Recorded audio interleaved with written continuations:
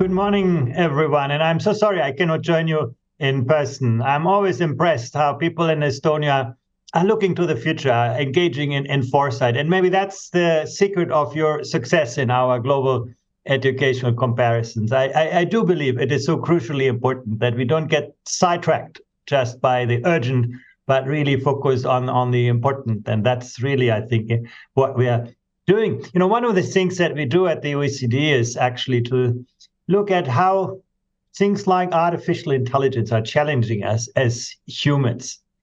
In 2016, for the first time, we gave our survey of adult skills, that's the kind of PISA for adults, we gave that to a bot that was based on artificial intelligence. And we wanted to know how well can computers do what humans struggle with.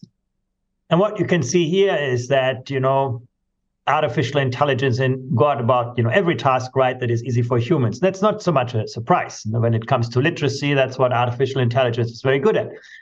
But more interestingly, artificial intelligence could also get 1 out of 5 of the tasks right that are really, really hard for humans, where you have to distinguish fact from opinion, where you have to navigate ambiguity, where you have to manage complexity.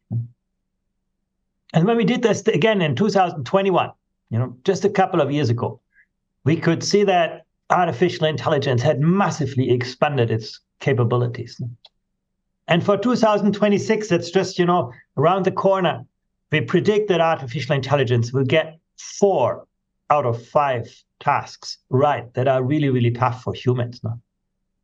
So that pushes us to think much harder. What makes us human? How do we complement, not substitute, the artificial intelligence we created in our computers?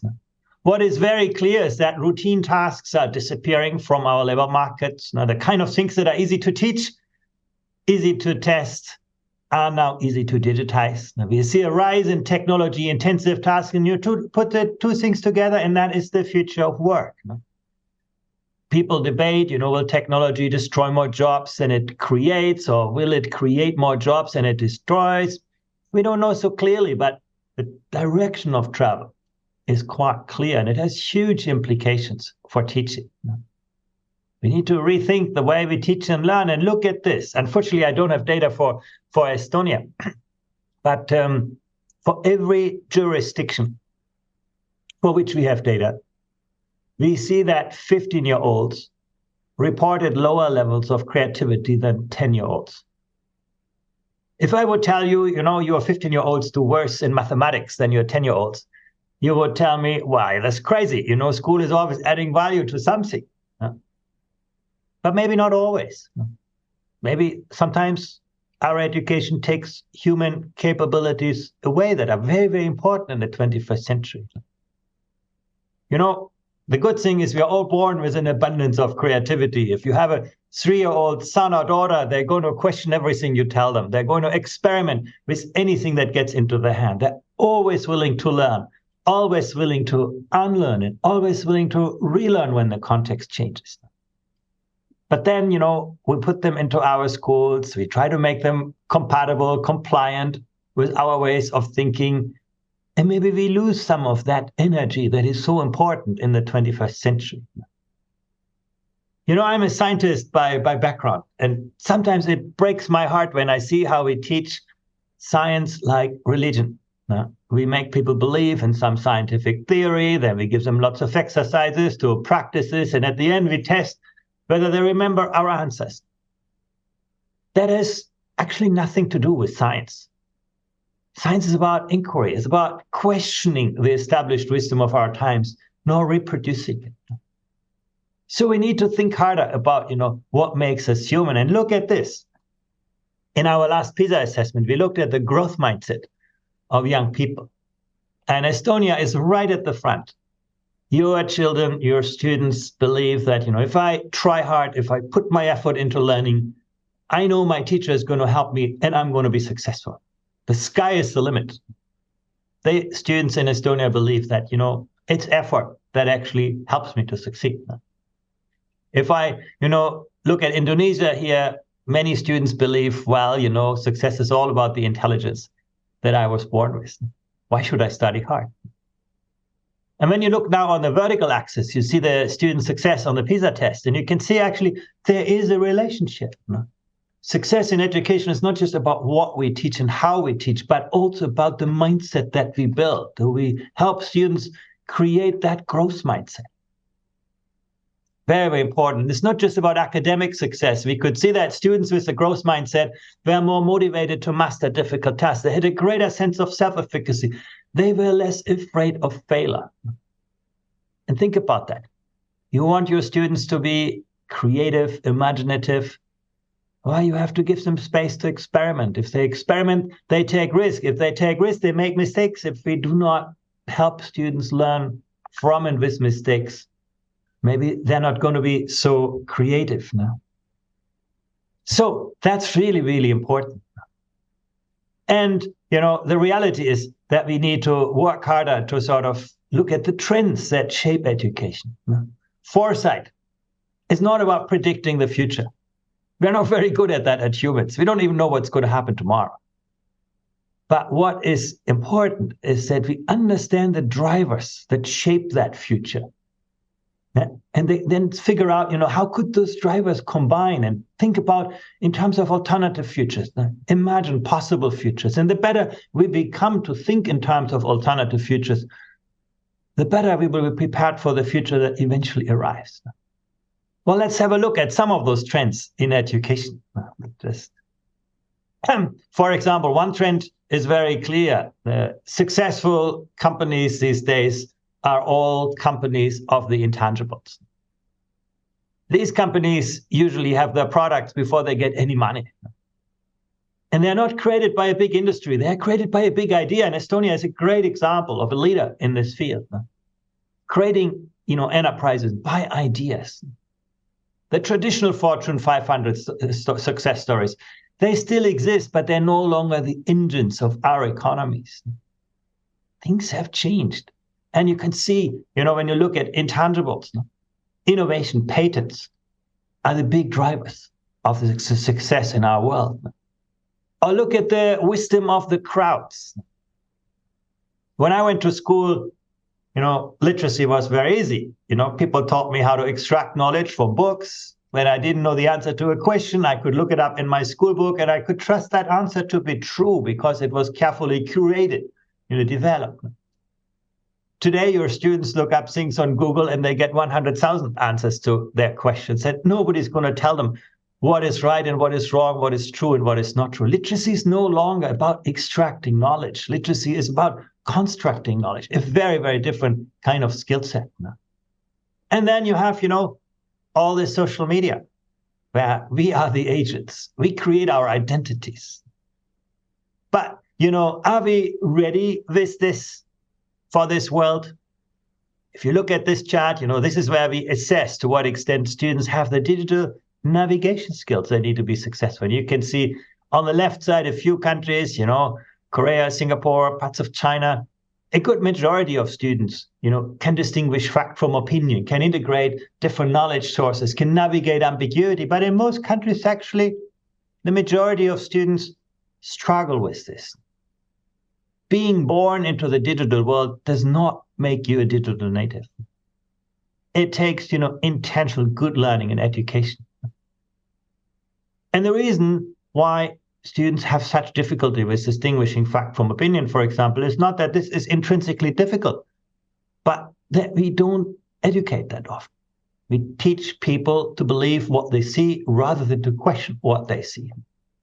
So actually, we need to work harder to get people ready for this digital world that is everywhere around us now. Young people are voting earlier and earlier. Are they ready for this? Do we develop the civic skills for people to engage in democratic processes? Around you, you can see polarization everywhere, economic polarization, polarization in our labor markets now, polarization in our political system, democracies. Why? Because, technology puts you together with people who think like you, who look like you, who work like you. It takes actually deliberate effort, good education to build that bridging social capital that actually ties people together, that creates a common floor under our feet. No? And where we do not build that floor, people are going to build walls around them. however self-defeating that might be. So again, we should ask ourselves those questions. What do those drivers do to our future? How can we respond to them? And I could add a lot more of those. We publish every 2 years our publication, Trends Shaping Education, which looks at this in very systematic ways. Well, let's bring the digital world into education. What is very clear is during the pandemic, education woke up to this digital world that is transforming learning just radically. Estonia was well prepared. You have been a global leader, so the pandemic was not that hard for you when it comes to technology, but in many countries it was. It was a wake-up call, really. What's the promise of technology? Well, first of all, it's about personalization. While you study mathematics on a computer, the computer can now figure out how you learn and then make your learning experience so much more granular, so much more adaptive, so much more interactive. Students with special needs get completely new learning experiences. That is the big promise of technology, personalizing learning in new ways. Learning can be fun with the game-based learning environments. We can use, virtual reality to, embed learners in a three-dimensional world. Now, why would you listen to your teacher explaining the results of a scientific experiment when you can do that experiment in a virtual laboratory? Technology can build and strengthen agency. It has a double-edged sword. It can disempower you, making learning more scripted, more passive, more reactive, or it can super empower you, doing things rather than just learning things. We can see fantastic examples on augmented reality in the medical fields, in vocational education and training. We have seen incredible technology shaping, entire kind of work situation. You can do a medical operation now and try it, which is, difficult to do in real life now. And, this is perhaps the most controversial question. Should we see robots in classrooms? And I'm divided on that as well. I'm not sure I would like to see a robot for the education of my children. But, we also look at the data. Foreign language is a good example. The only way you will never learn a foreign language is by, having a teacher in front of you who talks about grammar and vocabulary. Now, the brain doesn't learn languages in this way. The brain learns languages through interaction. And actually, robots are very good at that. Or here's an example from Japan. Basically, what we could see there is that students sometimes learn better by explaining things to others, for example, to a robot, than having others explaining things to them. And that's much easier to do in a tech-based environment than in a classroom with 25 children present. So we should, have an open eye on this. And then there is evaluation and assessment. I would say, one of the biggest mistakes that we made in the history of education was to divorce learning from assessment. You ask your students to pile up, years and years and years and years of learning. And then one day you call them back and say, well, tell me everything that you know in a very contrived, constrained setting. And we call that an exam. And that has made learning superficial, shallow. And it's trickled down often up to pre-primary education. Well, technology can help us reintegrate learning and assessment. Let's see, how that could shape the future of education in entirely new ways.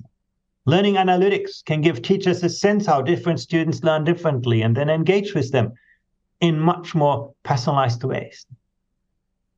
Teachers, in the future may not focus so much on instruction because the delivery technology will help us. But they need to become much better coaches, much better, mentors, much better facilitators, much better designers of innovative learning environments, and perhaps also good data scientists, understanding patterns, from observation. And that's something that you can see in some of the education systems. I was just, in Korea, where children now have digital tutors that are based on artificial intelligence. So the tutors follow them, they give them personalized homework every day, and they mark that homework. So teachers can really focus on that social, relational aspect. Because learning is never a transactional business. It's always a social, a relational experience. And if we can focus, put that sharper into focus and use technology more for the transactional business, maybe the future will do better in this. So that's the kind of capacities that we see. And now let's bring artificial intelligence in this. It's obviously, that's going to play an ever bigger role in the future. Well, let's look at this for students. Well, first of all, we have a lot of complaints on artificial intelligence. Now, these days, ChatGPT throws some answer at you and you never know where that answer comes from. That's very frustrating. It's very opaque. But that's not a problem of artificial intelligence. That's just an issue of the specific applications like ChatGPT. People will figure that out. We can figure that out with current models. In the medium term also, understanding semantic queries. Of course, ChatGPT is limited by the training data. Like we as humans, we only know certain things. And we interpret the world in those concepts. Same for, artificial intelligence. But as the training data expands, those systems will get better at interpreting the answers. In the long run, the big question is, will they get around that issue of bias? Like humans, artificial intelligence, judges the world based on what it's been taught and extrapolates from that. Can it overcome those limits? Some people say yes, some people say no. It's not so clear at this moment. We need to work on this. But what does it mean for students? Well, the first thing that you can see for students is that, it gives you just so many possibilities to discover new worlds. You can now do an internship based on artificial intelligence now. That, gives you access to new worlds of work. You can study new topics in totally new ways. You can discover different, forms of learning. You can prepare, you can apply knowledge in different ways. I already highlighted, some of those applications. Now, you can create and share. And, in the long run, what I think is really important is that you can take better ownership over what you learn and how you learn and where you learn and when in your life do you engage in learning. At the moment, that's all packaged for you in school. In the future, you take better ownership over this. And that's, I think, really, really important over a life-wide kind of cycle. As teachers, for the moment, you focus on learners until they graduate. Maybe in the long run, you will accompany them their whole life and really help them to re-engage with learning and to find new worlds and to get access to new learning resources. And maybe in the future, the role of teachers will be much more like a kind of mentor and coach of a life. Who knows? For teachers, well, the big gain here is on administrative work. Actually, it's very interesting when we ask teachers, what causes them stress. Teaching was not the main driver of stress. That's the black line here. You add 1 hour of teaching, and yes, you get a little bit more stress of teachers. But you add 1 hour of administrative work. That's the green line. And you can see that adds a massive amount of stress. So, and this is exactly where technology is so good at. Technology can actually help teachers, engage with all of this in new ways. So maybe the promise on reducing administrative workload, we do not know. At the moment, many teachers say it's the opposite. It's a new thing, it adds work. But in the long run, probably it can help teachers focus more on the relational, on the social aspects of learning and get rid of some of the paperwork. Teachers also use AI systems now for lesson planning, preparation, all of that for coaching, feedback, and also for assessment and evaluation. I talked about this already. And I must say, I think Estonia in Europe is a leader on this, but if you go these days to Korea, to China, to Singapore, it's a different planet. You can see those systems really becoming, very much front and center of the work of teachers, and they will become more so in the future. But, there are opportunities and there are challenges. The challenges are mainly around ethics and equity, and the future will push us to think much harder about that. Artificial intelligence is ethically neutral. You can say that. But it's always in the hands of people who are not neutral. AI is going to empower good ideas and good practice in the same way it can amplify bad ideas and bad pedagogical practice. It's a human who's going to make a difference to this. Well, let's look at the opportunities. First of all, it's all about, personalization is the big promise. Technology is the means. Many of our learning settings are not good on either side. They're very traditional. They're not very personal, not very tech-enabled. Now, personalization is not about technology per se. What's the best way of personalizing learning? Tutoring. You know that. And wealthy parents know that. They all spend their money on, hiring private tutors for their children because it's actually really, really effective. But it's very hard to scale. We all know that. Well, technology alone doesn't lead to personalization. Actually, that's one of the biggest misconceptions that we have, that you throw a computer in the classroom and learning becomes more personal. No, often the opposite happens. It becomes more scripted, more standardized. It's really about turning things around, thinking about how you can reconfigure the spaces, the people, the time, the technology, the relationships in entirely new ways. That's the promise of the future that, we have to engage with. And that means, teachers really becoming good designers of innovative learning environments. Some of the challenges, well, the first challenge is obviously access. How do we ensure that teachers and students understand the opportunities and understand the risks? If you do not understand an algorithm, you're going to be the slave of that algorithm. So basically helping people understand, what can I do? What should I do? Where are the limits? Where are the risks? Very, very important. Also, building guidelines, guardrails. When we invented cars, soon after we invented seatbelts and road signs. The kind of regulatory environments that help that cars work for us and not against us. And we haven't really seriously started with that on the artificial intelligence front. And teachers need to be at the heart of that. You cannot outsource this to experts. You, as teachers, are the experts on pedagogy. You need to be at the heart of the development of guidelines and standards. And then, of course, let's find the champions, people who are very, very good at that. That's the future. And of course, that's the promise, but the reality often can be still quite different. We often see sometimes, technology is negatively related to learning outcomes. Unfortunately, because it's deployed in ways that are not productive.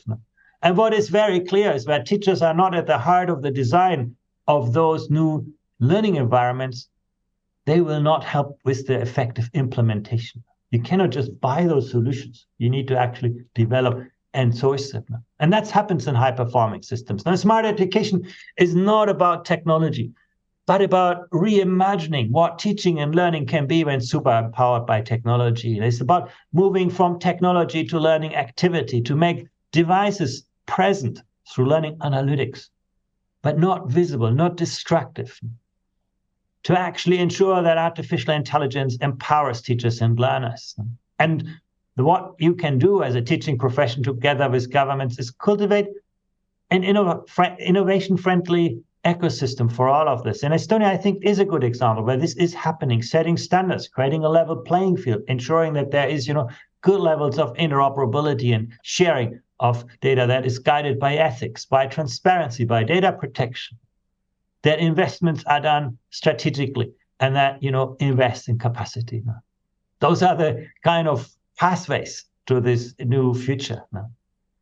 Well, but let me bring, one aspect into this, and I know it's very, very central in your discussions. That when I talk about capacity investments, it's really about how do we build that, workforce of the future in education, which will be very different from what we have today. And the moment, even if Estonia is better than other countries, we still have a very industrial culture in education, where basically, policies are designed, then implemented, and then ultimately delivered. In the future, we need a much more professional kind of work organization. And, money, salaries, I know you're debating this in Estonia. Well, they can help, but they're not going to be making teaching attractive. Here you can see the, relative salaries that teachers get in different countries. And unfortunately, I don't have comparative data for Estonia on that. But you can see, for example, take a country like Luxembourg, where teachers are paid really well, but Luxembourg struggles very badly with teacher shortages. Nobody wants to become a teacher. You look at Finland, where teacher salaries are not that great. Like Estonia, teachers get paid, less than other tertiary educated workers. But, you have 10 applications for every teaching job. People want to become teachers. It's intellectually attractive. And that's really important that we look, money is important, but money is not enough. And in the future, that's going to play out much more prominently. People have many choices these days. And in the future, they will have, with the demography that we face, even more choices now. Here's an interesting it's interesting chart. On the one axis, I show you the relative salaries of teachers, how much teachers get paid on the vertical axis. And then on the horizontal axis, I show you the advantages of being teachers versus the disadvantage. And, look at here, for example, Korea. Koreans think teaching is great, has many advantages, and they're very well paid. That's what you would expect. But, Portuguese teachers, in Portugal, teachers are paid very well, and they think teaching is a misery. I should have done something else. And you can see here, for example, the United States, teachers generally value their job. They like their job, but they're very badly paid. And then you have France, the country where I live, where teachers are not well paid, and they think it's a misery. So what I'm showing you here is, again, money only gets you so far. Money is a starting point. But the challenge for the future is to make teaching really an attractive career, intellectually attractive. How can we do that? There's actually some really interesting data on that. And that the first thing is how we can raise the profile, the status of teaching in our societies. You can see in Singapore, or Korea, or Finland, society values the work of teachers. Teachers feel valued by society. My country, where I live in France, very few teachers think that society respects their work. And Estonia is also not doing very well on that. This is what we need to change. This is what the attractiveness of the teaching profession is about. Everybody wants to work in fields that are appreciated, valued by societies. So how do we do that? That's, of course, the big question. How can you actually create that value, elevate that standing of the teachers? The first thing is about, the systems, the structures, and the support that you give teachers. The second thing is, the more interactions you build with your communities, the more you build and bank social capital. That's the one thing that we find when we look at countries where teaching is attractive. Teachers are not just standing in a classroom delivering lessons. They are very important players in societies, in communities. In the extreme, you take a teacher in Japan. If you're a teacher in Japan, you teach only maybe 15, 16 hours, sometimes less per week, but you spend a lot of time with your students outside the classroom setting. You spend a lot of time with parents. You cook the meal with your students. Actually, in many schools, the teachers clean the classrooms with their students. Why? Because we're all in this together. This is our joint project. Teachers, students, parents, they work on this together. And that builds that kind of social capital that brings the respect of the professions. It's very, very important, the kind of interaction. So supporting teachers to make a difference in their communities. How can teachers actually, shape our ways of thinking, strengthen our democracies? And when you have communication with parents, making it asset-driven, not deficit-driven, all those things really, really matter. When you look at countries where teaching is attractive, those things are really well established now. Very last point I want to make very briefly is that, we need to also look forward in the world that education could shape. If you look around yourself, education has created an amazing world around you. Our language, our culture, our social processes, our economies, all of that is the fruit of education. Education has done an amazing job in transforming our societies, our economies. That's the great thing. But, education also has left us with a world full of disconnects. If you think about the disconnect between the infinite growth imperative and the finite resources of our planet, that is very, very much at the center of the attention of young people these days.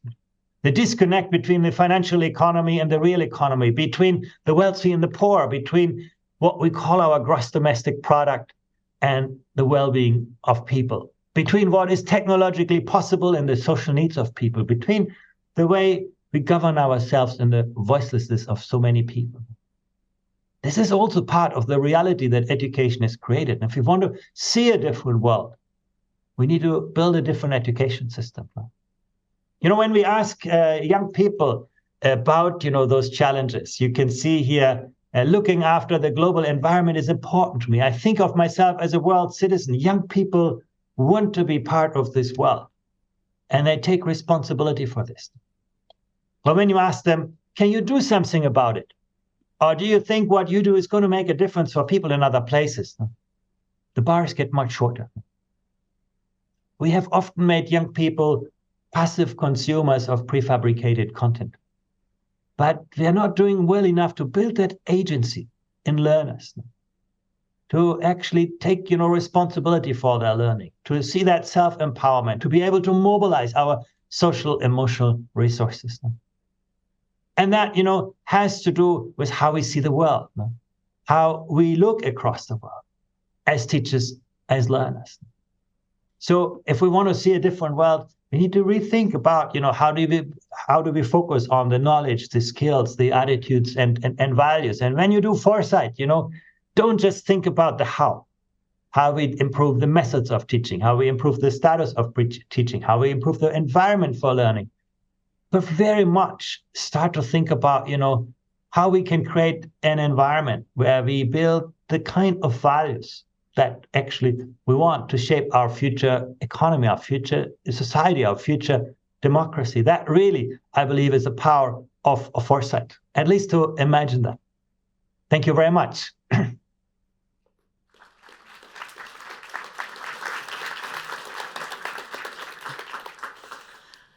Thank you so much. This was a very fascinating presentation, and you practically managed to cover everything. I was stunned. So thank you so much again. And I think I personally liked very much the idea of learning as not anymore extracting knowledge, but constructing it. But there were so many other good points that I just cannot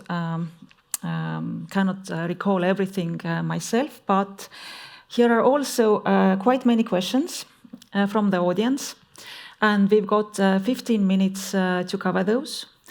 And I'm having a look around the hall here, so perhaps someone would like to step up with a face and voice, but if not at the moment, you'll still have time to digest and ponder what to ask. So I'll come to the questions that we've collected. And one of them is that what in the teaching, in the process of teaching, as to your knowledge, Andreas, very many active teachers are right now following the conference. In the process of teaching, what could be or what should be the balance between theory, practice, and discussions? It is said that everything is needed, but how to really share the attention between these? Could you give some elaboration on this? I think your teachers will know much better than me. The only thing that I want to say to this is that, we should aim to teach fewer things at greater depths. And let me explain that. Often we teach students a lot of content in physics and chemistry and science because we believe they have to learn all of that material. And then, the application and the discussion gets shortchanged. And in the future, we should think more about how do we educate people to think like a scientist.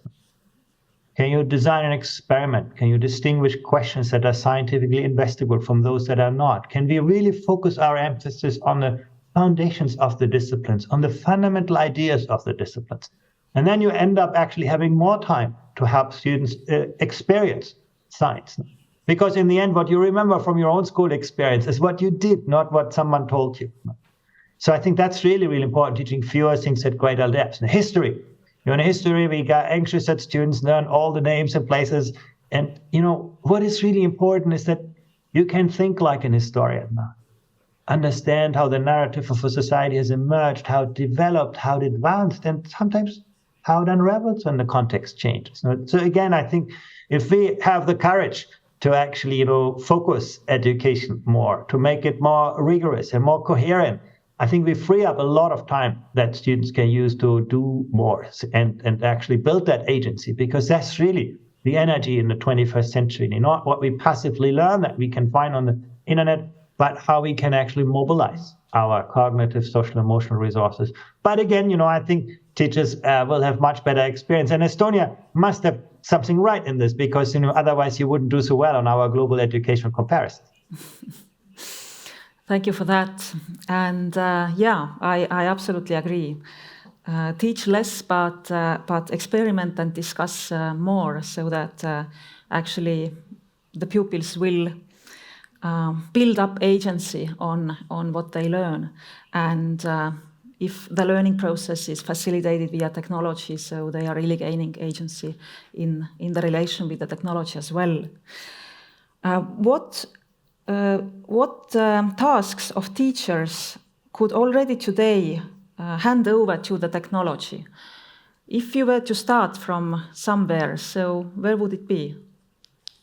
Well, first I think all the tasks that are not really about the relationship with the student, the administrative work, the communication, all of that I think is the starting point. We should, help teachers to really focus on that principal relationship with learners and also among themselves. So I think that's the easy part.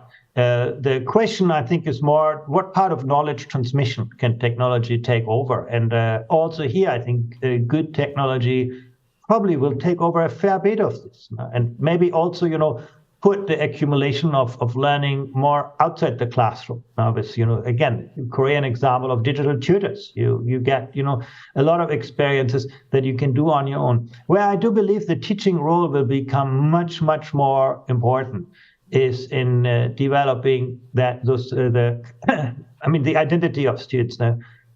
For teachers to understand, who is the person in front of me? Who does that person want to become? How can I help that person on their journey? Sort of that individual engagement. And I think high-performing education systems devote a lot of time of teachers to actually get to know their students, who they are, who they want to become, and then, understand their family, their social context. I think that is a role that technology is never going to take over because, again, learning is always a social, a relational experience, not a transactional business. And I think on the transaction, knowledge transmission, I think we should actually, hope that technology does a lot of that. But then I think the role of teachers, I think, will become incredibly more important in the future than it is currently. I think the role of teachers as coaches, as mentors, as facilitators, as evaluators, as designers of innovative learning environments, that's really, I think, the core part, in my view. Mm-hmm. To your last point, how to get there, how to make the teachers let loose or let go of the attitude of control and move more towards instructing and tutoring and discussing with students. So how in an actual setting, in a classroom, how to get there? Yeah, to some extent it has with work organization, what importance do we place on different parts, on the work with parents, on the work with individual students, on the work in the classroom. That is a structural thing that the education system needs to deal with. But the more important part of your question really relates to how do we shift mindsets, the mindset about what the role of the teacher really is. And I think, what our experience shows, it's really the collaborative nature of teaching that will create that mindset, so that teachers actually, work together to frame good practice, that they, have time to evaluate lesson experiences. And you do not change your mindset on your own, particularly not when others in your school do not engage with this. It's really creating a high degree of professional autonomy, and I think Estonia has that, but more of a collaborative culture in learning. And that's, for example, where, some countries in East Asia are doing far better, where teachers really work as a team. And that's how you change work culture and mindset. No? Mm-hmm. Coming back to the technology and the ICT tools and the learning environments, tech-enabled learning environments, and you had the great point that teachers should be involved into developing the tools. It's not just, here it is and start using it. So how to get to this involvement and especially how to create such tools that are accepted by everybody, because the wishes and understandings are so different? Yeah, again, I think this is about, engaging people who are at the front line, who have that pedagogical knowledge, who know their students in the design, development of those kinds of technological environment. A country or a system that has long experience with is the region of Shanghai in China. If basically they have a common platform where teachers can, provide their own lesson plans, ideas, projects, and the government will incentivize it. If you as a teacher have some idea, do something interesting, you ask your local administration, they're going to give you a little bit of money. And time. That's also important. You get time for that. And then if you think you are successful at the end of the school year, you write a little report, and then the government will tell you, okay, try to show that you're seeing works in 10 other schools. And then you start to collaborate with other schools. So, and they have also reputational metrics. So the more other teachers download your ideas, criticize your ideas, improve your ideas, the more you become visible in the system. And your school leader, for example, will ask you at the end of the school year, not just how well did you teach the children in your class, but what impact did you make on the system? How did you contribute to the overall development of the system? So what you can see in there is that it's the teachers who are the architects of the system. And that's how you create that empowerment. And some ideas work, others do not, but it's the teachers who figure that out. And the government is the enabler. It provides the kind of platform for those things to happen. And I think you cannot just purchase technology. Wherever that is done, it doesn't create that ownership and transformation in pedagogical practice. You need really the space and time and resources for teachers to become the engineers of their learning environments. Yeah, this just reminds me that actually the practices of the whole set of OECD countries are very rich, and there might be a useful best practice for practically all the questions that we can come up with. So thank you for reminding this, and thank you for this very practical advice. If you agree, we could have 5 minutes more questions, because we were a bit ahead of time previously. So yes, the list of questions and comments are rather long yet, so I have a chance to ask a few more. And I very much liked your point, making the work of teacher intellectually rewarding, beyond money, as you said, or in addition to monetarily rewarding. And this is closely related to the attitude to teachers, or the valuing of teachers in the society that you also talked about. And here are quite many questions actually asking for a pretty specific advice or recommendation for Estonian government, how to increase the image of teachers in the Estonian society, how to improve the image of teachers in the Estonian society, and how to stop confronting teachers and schools. Perhaps it's too heavy question for you, but yeah. So I would appreciate. Yeah, I'm not so familiar with the specific context, but what we generally learn is that the more interactions you create between society and teachers, and real, opportunities for interactions, the more you would see actually the work of teachers appreciated. And it's generally true. We appreciate people who we know. And we get skeptical of people who work in a black box. And if school is a black box for parents, for society, then, people will make a lot of guesses. And so the more interactions, positive interactions you can create, the more social capital you can build in society with teachers, the more of a role you can give them in communities, in the design of the system, the more voice teachers have in public processes, the more you would see that the status of the teaching profession rises. That's one aspect. That's the kind of appreciation by society. The other aspect is the more you can create a kind of collaborative profession, where teachers are not just working in isolation in their classrooms, but where they feel part of a profession that supports them, that builds professional practice, builds new technologies. So a strong profession is what teachers generally value. I can tell you, the higher the collaborative culture, the more teachers engage with each other, engage in collaborative professional development, lesson observation, and so on, the more you can see job satisfaction rise, the more you can see teachers' self-efficacy improve. So I think that is the intrinsic part of this. No? On the society part, you build, social capital. On the teacher's part, you just create a much more collaborative profession. And those two things are at least the best predictors we have for status of the teaching profession. And then, salaries are always important, but I think if you believe that raise salaries in teaching will become more attractive, that is pretty much a dead end.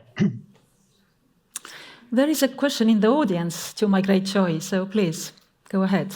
Yes, thank you first for the fascinating talk, and I very much like the idea that you mentioned that actually technology is not the solution, but actually the people are the solution. If I may translate it in this way, that actually it's the question how technology is used, and this is also coming out from PISA studies related to technology.